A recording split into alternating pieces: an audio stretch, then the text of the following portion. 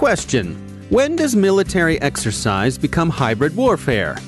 Answer: when it affects civilian safety, like with GPS jamming. Russian banks are sustaining a major and well-crafted phishing campaign. An unprotected server exposes SMS messages. China tightens laws enabling censorship and social control. It also helps Venezuela to do likewise. FireEye's Christopher Porter joins us to discuss security in the aviation sector. And did the U.S. indict Julian Assange, or is it just a cut-and-paste error?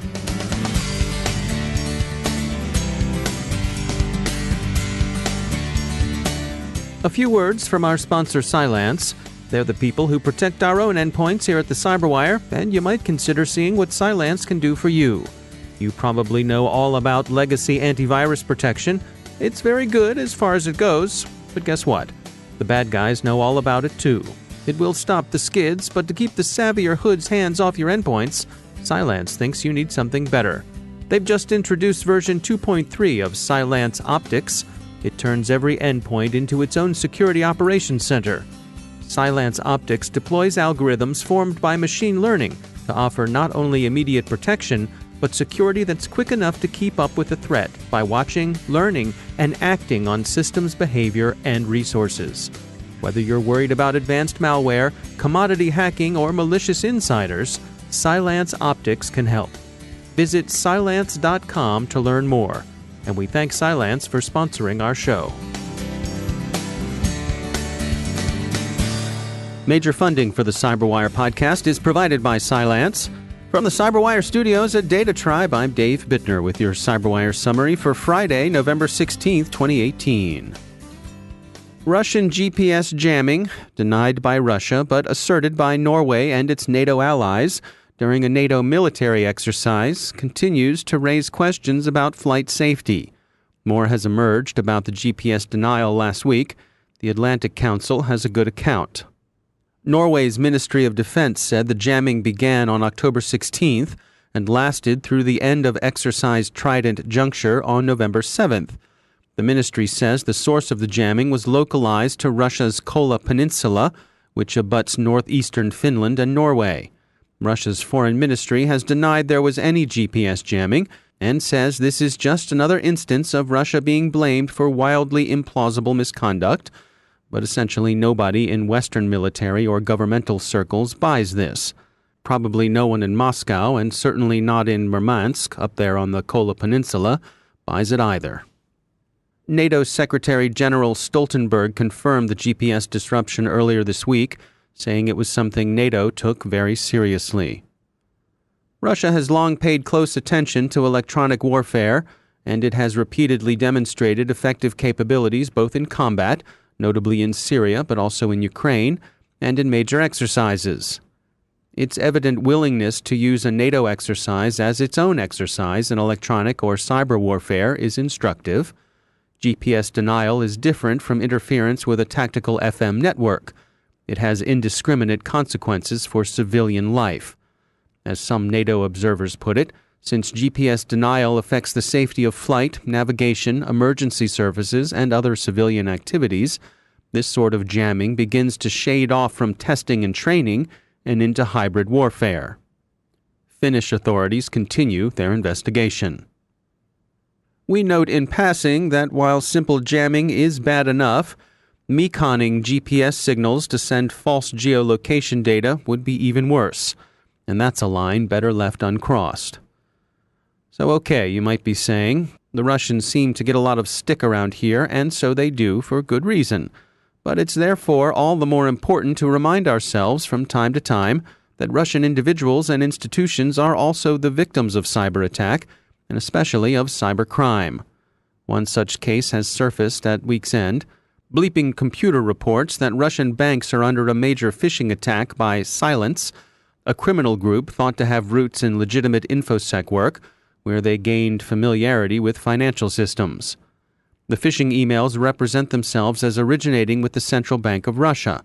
They arrive, as phishing emails usually do, with a malicious attachment. In this case, the body of the message tells the recipient that the attachment contains details on a new standard format for Central Bank of Russia electronic communications. Group IB, a Russian firm that operates internationally and has done some respectable work, says that the emails are well crafted and convincingly present themselves as genuine communication from the central bank. A rival gang, Money Taker, is also currently active in phishing Russian banks. Group IB regards Silence and Money Taker as particularly dangerous because of their familiarity with Russian banking communications and security measures. The more familiar one is with the target, the better the social engineering one can bring to bear.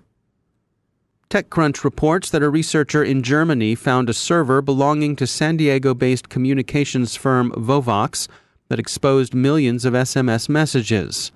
The server was unprotected, no passwords, and once it turned up in a Shodan search, it was easy to inspect the contents.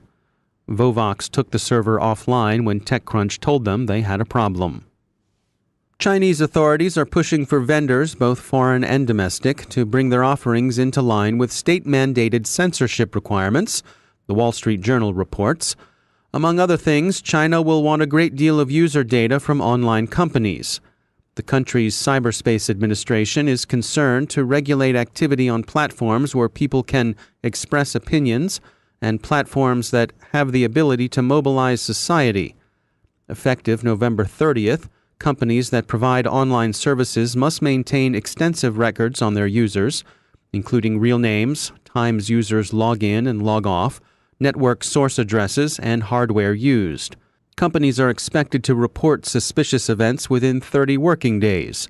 A surge in users would count, as would spreading illegal or harmful information. China's not alone in such ambitions. Indeed, some of its pupils may have surpassed the master. The formerly prosperous but now failed state of Venezuela has taken a page from Beijing's book on content control and has enlisted ZTE to show it the way, according to a long Reuters report. Venezuela's studies began under the late President Chavez, who in 2008 sent a delegation to study Chinese methods of establishing a national identity system. The result of that study was Venezuela's Fatherland Card, which is now the leading edge of a system of social control that identifies, tracks, and as necessary represses citizens. ZTE is said to be embedded within many segments of Venezuela's system. In the West, social networks are working on content moderation at the behest of both governments, especially in Europe, and interest groups. Facebook is working hard to come up with an approach to speech governments wish to see curtailed. The social network casts its efforts as an enforcement of community standards, which represent an expansion of effective moves against inauthentic accounts, bots, frauds, and trolls, into more ambitious moderation of content itself. And finally, remember Julian Assange? The U.S. Justice Department does. According to multiple sources, including the Washington Post and Ars Technica, it seems that justice inadvertently revealed through a cut-and-paste error that it's indicted the WikiLeaks founder. The indictment, if any, appears to be under seal, but Mr. Assange's name and what appear to be passages that describe him turned up, out of place, in a completely unrelated indictment. What, if anything, Mr. Assange is being charged with remains unclear. If the most famous resident of Ecuador's London embassy ever emerges, however, a lot of people will want to have a word with him.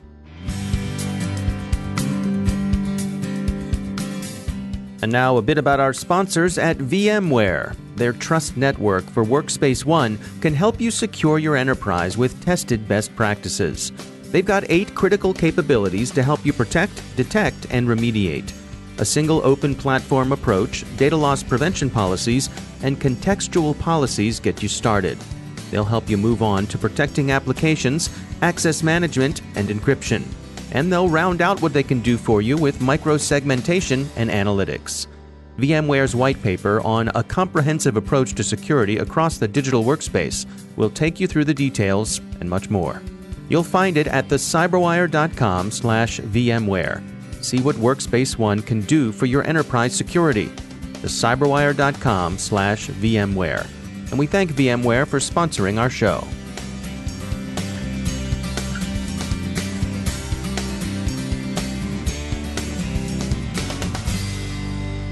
And joining me once again is Craig Williams. He's the director of Talos Outreach at Cisco. Craig, it's great to have you back. We've been seeing more and more coverage of these sextortion scams, and I know this is an area that you guys have looked at. What's your take on this? Well, in our most recent look at this, it basically turned out that these are not only frequent and complex, but that people are reliably paying, which I think is what surprised us the most. We were tracking, I think it was 58,000 wallets. 80 of them had paid. And I do want to be clear, they're not one-to-one. If you go look at the post, we actually do have some charts about wallet reuse. But, at a really high level, that's a couple of percentage points of people paying, which I think for these type of scams is surprisingly high. Now, are you tracking any evolution in the tactics here? Yeah. So when we initially started looking at this, I think the most common scam was I hacked your computer and watched you on your webcam, right? And that seems to be one that's been going around for a while, and they're adding some complexity to it now. They're providing things like passwords from data breaches to prove that they hacked your computer. And so that's all little tactics designed to basically manipulate the user into paying. When you look at this at a high level, they're trying to get an emotional response, right? That emotional shame response. So the user doesn't really think it through, right? They don't really think, is this really viable? Did I use this password everywhere for the last 10 years? And instead they want them to panic and just pay and not really think about it. Yeah, it's interesting, too. I think it plays on that sort of unspoken side of the internet, where certainly they're pressing a button where obviously, lots of people out there are consuming content that they wouldn't want to be out there publicly known about. And so that really opens up this vulnerability. Right. And I think the dollar amount, too, is pretty telling. Some of these amounts are actually really high. There are some that were $1,000 or more. I think when it comes to these type of scams, they're really trying to find those people who don't think. And I guess you could argue that that's true for a lot of email-based, attacks. Right. But I think the combination of this one, combining it with the passwords that have been leaked, it's pretty creative. This is, from a spam standpoint, this is a fairly sophisticated attack. Yeah, it's interesting too, because one of the things that we talk about is that when you question yourself with these sort of things, it's great to ask a friend. The very process of saying something out loud, can lead to you realizing that there's a scam here. But when you're dealing with this kind of content, well, who are you going to tell, right? Yeah, it's true. It's true. I've had people reach out. I think most of us have privately, and say, "Hey, this is fake," right? And it's right. It's one of those. It's one of those scenarios where you're just kind of like, man, I never want to look at the gallery in your phone, do I? Right. So, is this a matter of getting the word out to people that this is fake rather than a purely technical solution? I think so. These type of scams are never going to go away, right? It's just limited to the attacker's creativity. Here we've seen them combine, some real world factual data with basically a shaming fantasy to trick the user into paying. There's not really a good technical way to solve this, because the reality is it's just an email, right? And so I think this is just a user education problem. Yeah. All right. Well, Craig Williams, thanks for joining us. And now a few words about our sponsor, our friends in the technology news world, TechMeme. You probably know TechMeme from their curated online comprehensive view of all the day's tech news. And now they also produce the TechMeme Ride Home podcast. If you like the Cyberwire and you're looking for even more technology news, TechMeme Ride Home is the podcast for you. We're fans, and we think you'll like it too. It's 15 to 20 minutes long and hosted by veteran podcaster Brian McCullough. You may know Brian from the Internet History podcast. The Ride Home distills TechMeme's content into, the kind of things you'd like to listen to on the ride home.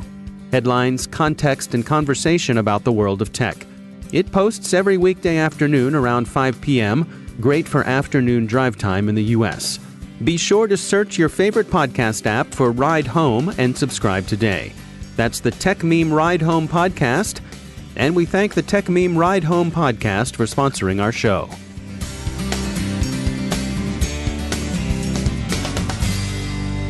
My guest today is Christopher Porter. He's Chief Intelligence Strategist at FireEye and Senior Fellow at the Atlantic Council.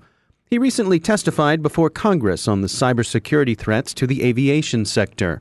He joins us to share his views on why that particular vertical makes an attractive target. I think the key thing to know about the aviation sector is that it's probably the most targeted sector of at least the U.S. economy that we see at FireEye. So to give you some perspective, we track 38 advanced persistent threat groups, APT groups. 27 of those we know somewhat regularly target aviation. So nearly 3/4 target aviation if you include manufacturers, airports, airlines. And that's not even counting, obviously, criminal targeting, which is pervasive. So it's a sector of the economy that's routinely targeted. And obviously, in certain parts of the sector, you've got people's lives on the line. Commercial air travel, for example. So there's always a lot of concern about the potential for cyber espionage to turn into a cyber attack, not just on availability of systems, but on people as well. Yeah, let's dig into that some, because I think obviously, we could jump to the worst case scenario of airplanes falling out of the sky, which obviously we haven't seen. But when you say that aviation is a target, what sorts of things are they going after? Overwhelmingly, it's targeting either the business data, so that for airlines, for example, that could be traveler records. Criminals would target that, as well as nation-state espionage groups would have an interest in getting traveler records. It could be trying to get a foothold for direct criminal purposes. So can I steal credit card numbers? Can I ransomware a system that maybe doesn't put people's lives at risk, but is necessary for airline operation? And of course, we do have some examples of airports being targeted for political purposes, mostly in Asia and Europe, messing with the display screens at baggage or in the terminals, displaying political messages. In the U.S., I think and to some degree in Europe and Japan as well, you have a lot of targeting of the big manufacturers and research and development, both at universities and in private companies. Theft of intellectual property is probably the biggest economic danger overall. And how is the aviation sector in terms of preparation for this? How are they responding? Are they standing up to the task? It really depends. Aviation sector, again, is so broad. That obviously includes cleared defense contractors, the big prime contractors in the U.S. and Europe.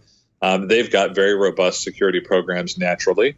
But if you think about airports, for example, an airport could be owned by a local metropolitan authority. It could be owned by the state. It could be a mix of, private ownership of parts of the terminal. And so you've got a lot of different stakeholders. And oftentimes everyone assumes that everyone else involved is responsible for security. We see that a lot where there's not necessarily one standard that everyone's meeting, and it's a cost center that gets pushed off to other people who are involved in the process. Additionally, if you're a commercial airline or an airport, you've got a lot of partners that are plugging in. You've got retailers, restaurants, third-party ticket sellers. So there's a huge threat surface. And all of this is happening in an environment that is both, you have to think about protecting people's lives, making sure air travel is safe is the top priority. And you've also got to do it in a way that's very timely and convenient. So often security is sort of the last area of investment. And in my experience, it just varies greatly from airline to airline and airport to airport. Some are doing a very good job. Others, have a lot of sort of commodity malware or minor nuisance issues. And it's not necessarily just because of the competence of the people there or the investments they make. Often they have very good security teams. It's just a very big security challenge. You recently testified before Congress on this topic. What specifically was their interest? What direction are they coming at this from? Yeah, it was a great discussion with the House Homeland Security Committee. Chairman Ratcliffe and others were very interested in, I would say, both the routine targeting for economic purposes, especially theft of intellectual property.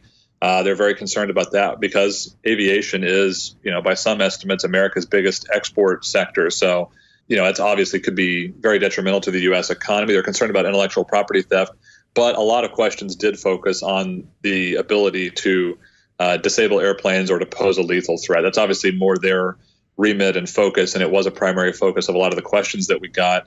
I do think it is important to keep in mind that cyber espionage does provide a front into these networks that could be used to disable operations. But the only thing we've seen actually happen so far has been disrupting the ability of airlines, for example, to coordinate flight plans.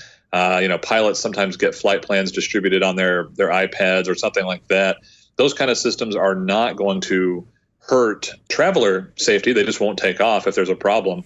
But you could absolutely disrupt an airline's operations for a short period of time by going after those systems, and we have seen that. So the Homeland Security Committee was concerned about everything from economic threats, but especially focused on the potential for lethal threats. Sometimes we get questions about China's involvement in intellectual property theft, and wasn't there an agreement to sort of stop that? On the one hand, I do think Beijing has mostly lived up to their commitments to not steal intellectual property directly through cyber means. They use cyber means to maybe help target it in other elements of national power. But direct cyber theft, we did see that drop off very significantly. Aviation, unfortunately, because it's so closely related to military capabilities, that is not an area where we've seen a drop off. So that's sort of good news, bad news. Most American businesses face less direct risk of cyber theft of intellectual property, but certain sectors of the economy face a much greater risk because there's just as many hackers and fewer targets. Aviation would fall into that bucket as well. We've seen no drop off, or even in some ways a more intense focus on intellectual property theft of the aviation sector. Good news for many of your listeners, but it's more risk than ever if you're working in aviation. That's Christopher Porter from FireEye. And that's the Cyberwire. Thanks to all of our sponsors for making the Cyberwire possible, especially to our sustaining sponsor, Cylance. To find out how Cylance can help protect you using artificial intelligence, visit Cylance.com. And Cylance is not just a sponsor, we actually use their products to help protect our systems here at the Cyberwire. And thanks to our supporting sponsor, VMware, creators of Workspace ONE Intelligence. Learn more at vmware.com. The Cyberwire podcast is proudly produced in Maryland out of the startup studios of Data Tribe, where they're co-building the next generation of cybersecurity teams and technology. Our Cyberwire editor is John Petrick, social media editor Jennifer Iben, technical editor Chris Russell, executive editor Peter Kilpie, and I'm Dave Bittner. Thanks for listening.